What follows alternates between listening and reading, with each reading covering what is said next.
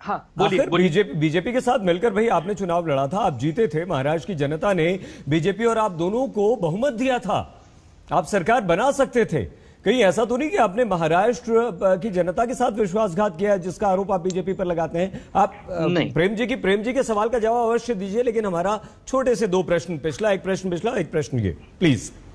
जैसे बंगाल का आपने उदाहरण दिया कि जैसे बंगाल में ममता दीदी ने इनके रथ को उखाड़ के फेंक दिया। आप देखिए कि भारत के प्रधानमंत्री की सैकड़ों रैलियां, अमित शाह जी की सैकड़ों रैलियां, उनकी पूरी बीजेपी का मंत्रिमंडल वहां, उसके बाद भी सत्ता से कोसों दूर रह गए। उसी प्रकार इनका हाल महाराष्ट्र में अब भविष्य में होने वाला है। यह महाराष्ट्र में कभी सत्ता में नहीं आ पाएंगे। इनका जो सत्ता का मोह है ना, भविष्य वक्ता मत बनिए ना दुबे जी प्लीज। नहीं, मैं बता रहा हूं। देखिए हम फैक्ट्स पर बात करें। हाँ, बंगाल से बीजेपी को उखाड़ के फेंक दिया ममता ने, सही बात है। आप तो ये बताइए कि भाई, आप तो ये बताइए कि क्या विश्वासघात कर दिया बीजेपी ने, और बीजेपी आज आपको छोटा हिंदू क्यों लगने लगी? असली हिंदू आप ही क्यों लगने लगे आज?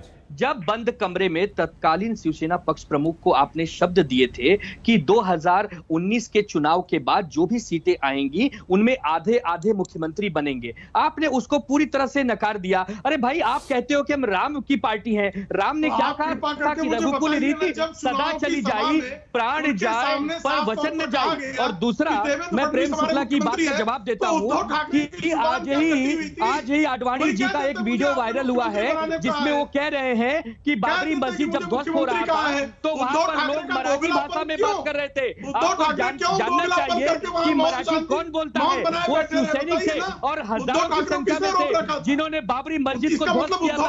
आप इस बात को आपको देश की टेलीविजन चैनल पे बैठ के झूठ बोलना अच्छा लगता होगा तो ये आपका अधिकार है। शिवसेना उसमें जाना नहीं चाहती है। और रही बात विश्वासघात की अंसारी साहब, शिवसेना कभी विश्वासघात करती नहीं है। शिवसेना मर्दों की पार्टी है। प्रोफेसर संगीत रागी जी, शिवाजी महाराज प्रोफेसर रागी जी, धारा को मानने वाली पार्टी है। सर आप सुन पा रहे हैं? क्योंकि दोनों की आवाज में शायद मेरी आवाज अब तक न पहुंच पाए। श्रीवास्तव जी, आते एक बार एक सवाल हम रागी जी से ले लें जरा। दोनों की आवाज बंद हो जाएगी तो आपकी हमारी आवाज आप तक पहुंचेगी सर। लेकिन धन्यवाद आप दोनों का, आप दोनों ही शांत हो गए।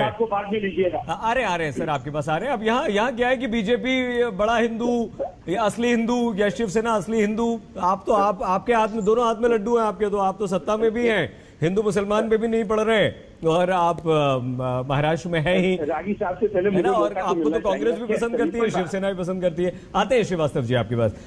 रागी सर आप हमें ये समझाने की कोशिश कीजिए कि क्या विभिन्न राजनीतिक दल देश की जनता को यह संदेश देने का प्रयास कर रहे हैं कि बीजेपी सिर्फ सत्ता पाने के लिए हिंदू हिंदू करती है, बीजेपी सिर्फ लड़ाने भड़काने के लिए हिंदू मुसलमान करके अपना हिंदू वोट बैंक साधने की कोशिश करती है? शिवसेना और महाराष्ट्र के मुख्यमंत्री उद्धव ठाकरे के इस बयान के बाद देखिए,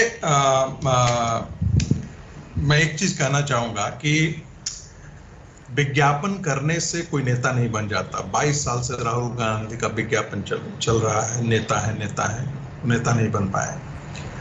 हिंदुत्व का पुरोधा कौन है, हिंदुत्व की विचारधारा को लेकर के इस राजनीतिक अखाड़े में और सामाजिक अखाड़े में कौन खड़ा है, ये पूरा देश जानता है।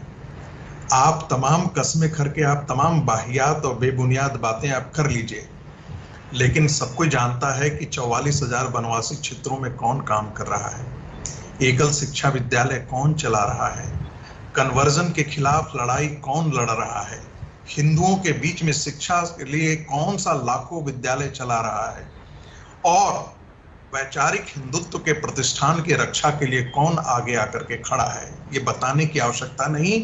आज के दिन में ये पूरा देश जानता है। और शिवसेना के बारे में हम क्या कहें, बहुत हमें दुख होता है